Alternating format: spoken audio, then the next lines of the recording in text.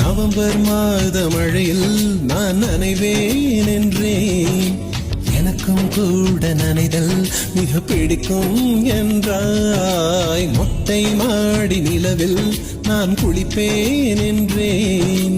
எனக்கும் அந்த குளியல் மிக பிடிக்கும் என்றாய். சுகமான குரல் யார் என்றால் சுசீலாவின் குரல் என்றேன்.